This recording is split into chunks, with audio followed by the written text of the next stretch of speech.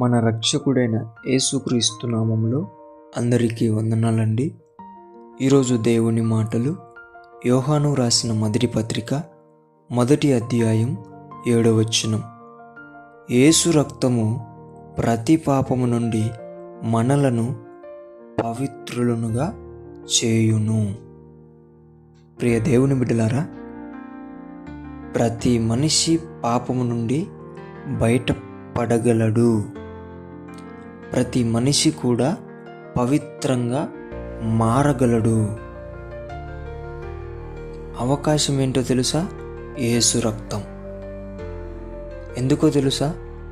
యేసుక్రీస్తు ప్రభుల వారు ఈ లోకంలో బ్రతికాడు. ఎలాగ బ్రతికాడో తెలుసా?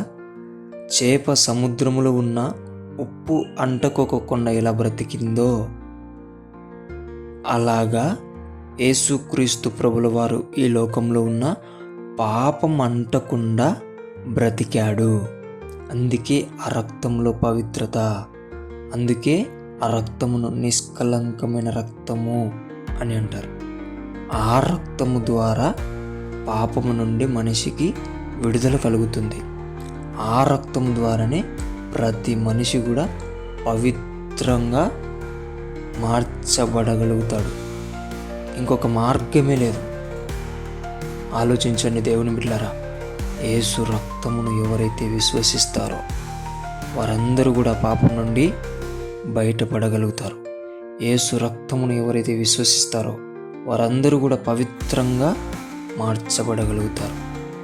దేవుని బిడ్డలారా, యేసయ్యను తెలుసుకోండి, యేసయ్య రక్తంలో కడగబడండి, పాపం నుండి విడుదల పొందుకోండి, పవిత్రంగా మార్చబడండి, దేవుని కోసం బ్రతకండి. దేవుడు ఈ మాటలను మనలో ఫలింపజేయునుగాక.